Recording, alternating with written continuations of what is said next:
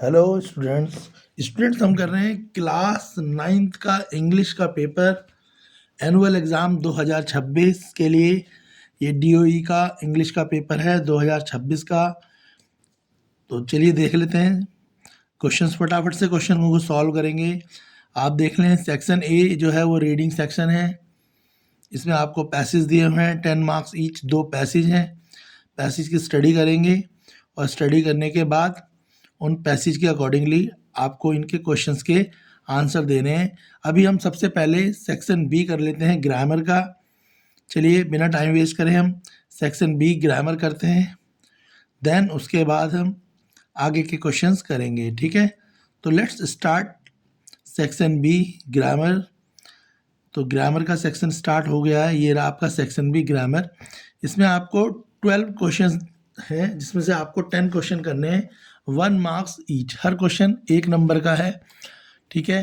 तो पहले लिखा हुआ है 10 मार्क्स, डिफरेंट क्वेश्चन हैं। चलिए फर्स्ट क्वेश्चन देख लेते हैं। फर्स्ट क्वेश्चन है, Riya dash finished her homework before going out to play.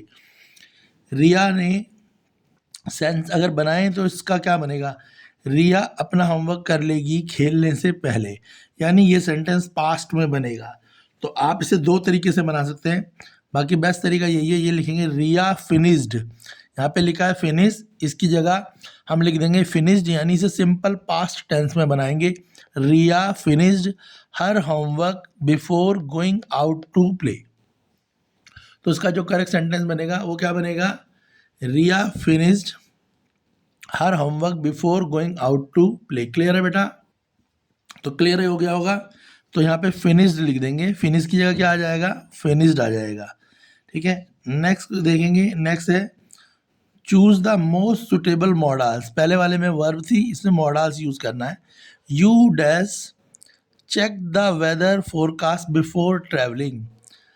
तुम्हें ट्रैवलिंग करने से पहले वेदर की जानकारी ले लेनी चाहिए, वेदर फोरकास्ट की जानकारी ले लेनी चाहिए। ऑप्शन है आपके शुड, मे और मस्ट।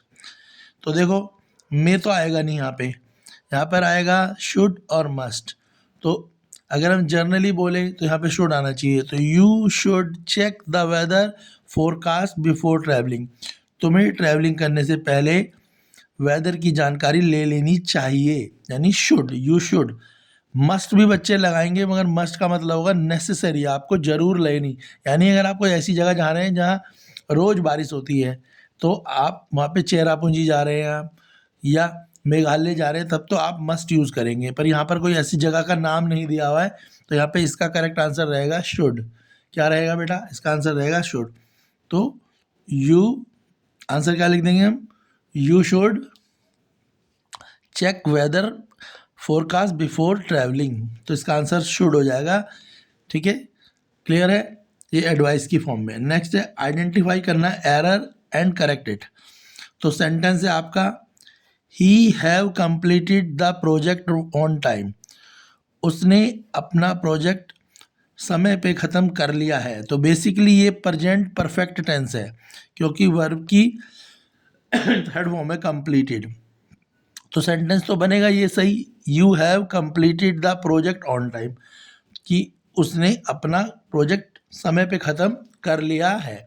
मगर ही के साथ हैज़ आता है, ना कि हैव आएगा, क्योंकि हैव क्या है, एक प्लूरल है। हैव किसके साथ आता है, हैव आता है दे के साथ, यू के साथ, आई के साथ, और ही शीट के साथ आता है हैज़। तो हैव इसका गलत है, एरर क्या है इसका, हैव, और इसे करेक्ट करेंगे तो यहाँ लिख देंगे हैज़। तो मैं आपको सारे करवाऊंगा भी। तो मैंने बता दिया आपको, जैसे पहले वाले में मैंने आपको बताया था, पहले वाले में आपका फर्स्ट में क्या था, तो फर्स्ट वाले में मैंने आपको बता दिया था। तो एरर है इसका हैव, और करेक्शन है इसकी हैज़। क्लियर हो गया? तो मैंने आपको बताया है क्यों, क्योंकि ही के साथ आता है हैज़, ही एक सिंगुलर है और उसके साथ आएगा हैज़। क्लियर? तो have, error, correction, has. Next देखेंगे, read the dialogue and choose the correct reported speech. अब रिपोर्टेड स्पीच है, teacher why are you late today. Teacher ने बोला कि आज आप लेट क्यों आए। Student, I missed the school bus. मेरी स्कूल की बस छूट गई थी। ठीक है, अब रिपोर्टेड स्पीच बनानी है। The teacher asked the student teacher ने स्टूडेंट से पूछा why he was late and the student replied that. तो टीचर ने पूछा और स्टूडेंट ने क्या रिप्लाइड करा, तो स्टूडेंट ने रिप्लाई करा, स्टूडेंट रिप्लाइड दैट, क्या रिप्लाई करेगा वो, रिप्लाई करेगा ही हैड मिस्ड द स्कूल बस। तो क्या उसका ऑप्शन बी होगा, ही हैड मिस्ड द स्कूल बस। ये याद रखना, रिपोर्टेड स्पीच जो होती है वो हमेशा किस में होती है, वो वर्ब की थर्ड फॉर्म में होती है, तो याद रखना इसमें, ठीक है। तो ही हैड मिस की जगह मिस्ड आएगा, miss the school bus. Option B इसका करेक्ट आंसर होगा रिपोर्टेड स्पीच का। Next question number 5th option, इसमें एरर ढूंढना है और करेक्शन करनी है। My cousin lives in a big house near the lake. Sense क्या कहता है, my cousin lives in a big house near the lake. मेरी जो कज़न है वो बड़े घर में रहती है जो लेक के पास है। अब देखो यहाँ पे कज़न्स लिखा है, क्या लिखा है, कज़न्स, ठीक है। तो कज़न्स जो लिखा है वो प्लूरल है, क्लियर है यहाँ पे। तो इसके साथ क्या आएगा, लिव आएगा। तो इसमें करेक्शन क्या है, लिव्स, ये गलत है और सही है लिव। ऑप्शन बी इसका आंसर होगा, लिव्स की जगह लिखेंगे live, lives live. Option B इसका करेक्ट आंसर है। नेक्स्ट क्वेश्चन देखेंगे, question 5th, report the dialogue by complete the sentence. तो father don't forget to lock the door, father ने कहा डोर को बंद करना ना भूलें, father don't forget to lock the door. Daughter okay I want, ठीक है मैं नहीं भूलूंगी। Father remind his daughter, father ने क्या रिमाइंड कराया अपनी डॉटर को, identify the error and supply the correction. तो यहाँ पे जो आपका है, तो फादर ने को क्या अप्लाई कराया, तो आएगा the father remind his daughter not to forget to the lock door. तो सेंस क्या आ जाएगा, यहाँ पे लिख देंगे not to forget to lock the door, यही लिखा है ना यहाँ पे, देखो उसने क्या क्या रिमाइंड कराया था, to not forget to lock the door. तो सेंटेंस बन जाएगा not to forget to lock the door, 6 का। 7th क्वेश्चन में फिर आइडेंटिफाई करना है एरर और फिर करेक्शन। सेंटेंस क्या है, each of players were given a certificate, her player को सर्टिफिकेट दिया जाएगा। Each of player were given a certificate, तो यहाँ वर गलत है, यहाँ आएगा वर, तो इसका एरर हो जाएगा, करेक्शन हो जाएगी वॉज। तो सही सेंटेंस बनेगा ईच ऑफ प्लेयर्स, जो ठीक है, was given a certificate. Certificate क्या है, एक सर्टिफिकेट ना, सिंगुलर, सबको एक एक सर्टिफिकेट ही तो मिलेगा।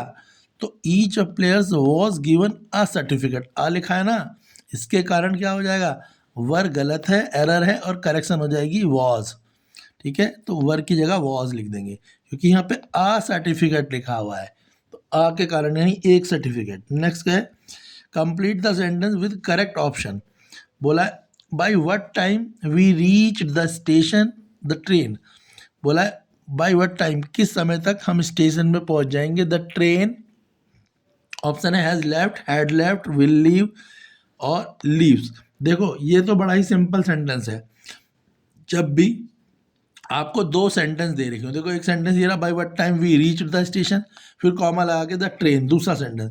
जब भी आपको बेटा 2 सेंटेंस दे रखे हो, जिनमें से एक सेंटेंस या तो सिंपल पास्ट का हो या पास्ट परफेक्ट का हो, तो दूसरा हमेशा देखो यहाँ पे लिखा है वी रीच्ड, तो ये सिंपल पास्ट है, तो अगर ये सिंपल पास्ट का है तो दूसरा पास्ट परफेक्ट का बनेगा।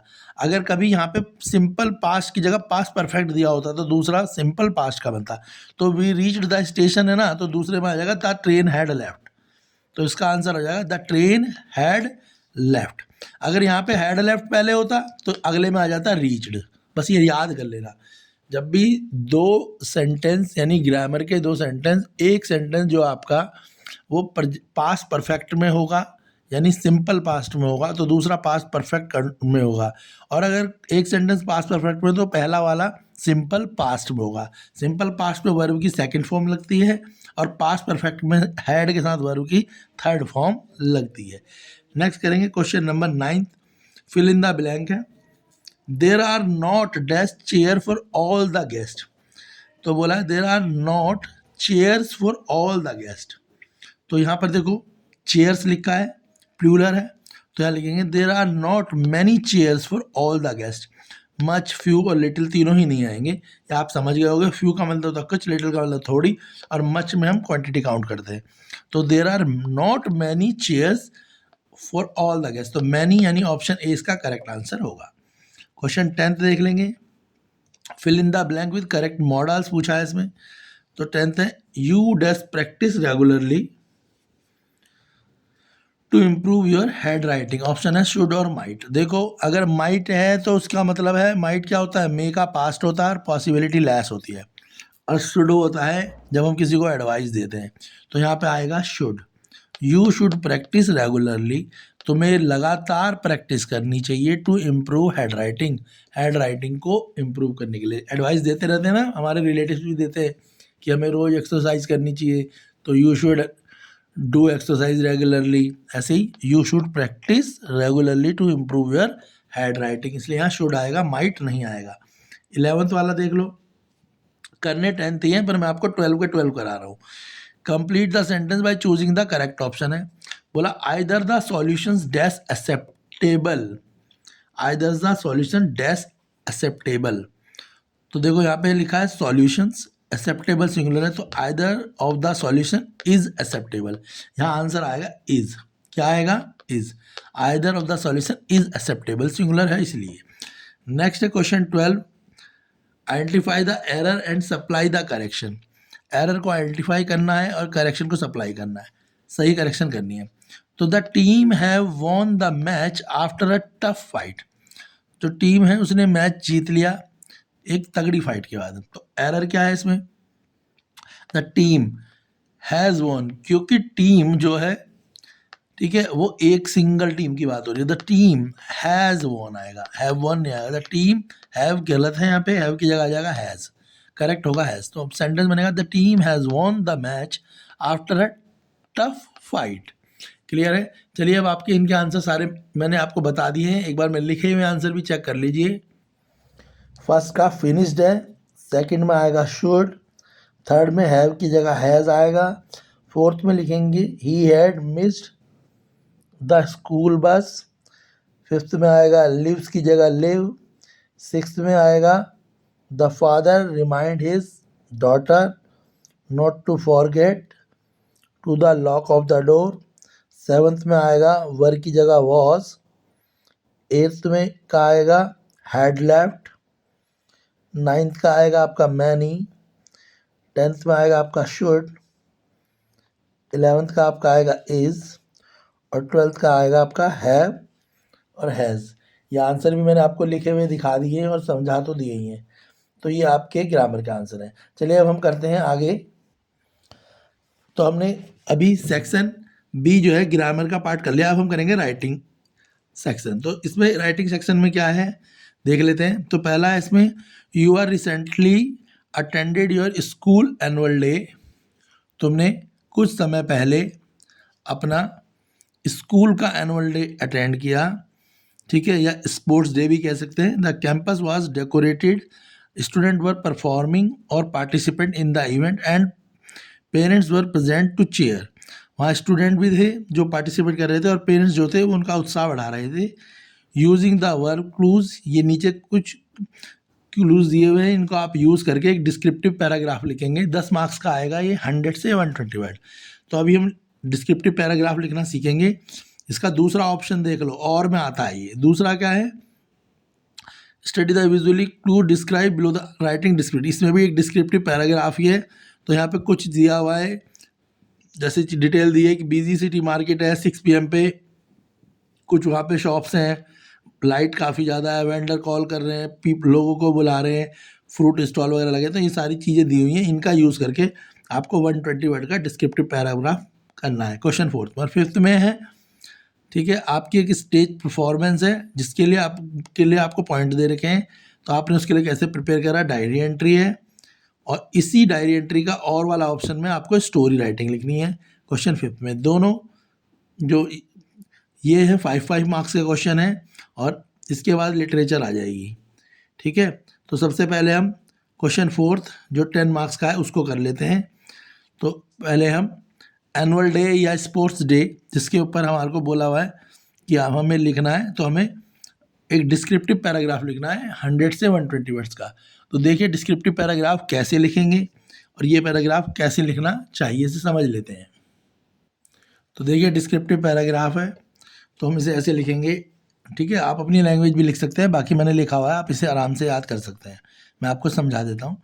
तो एनुअल डे या स्पोर्ट्स डे के ऊपर है, तो पहले लिखेंगे our school recently celebrating its annual sports day. हमारे स्कूल ने कुछ ही समय में पहले सेलिब्रेट किया है annual sports day and the atmosphere was electric.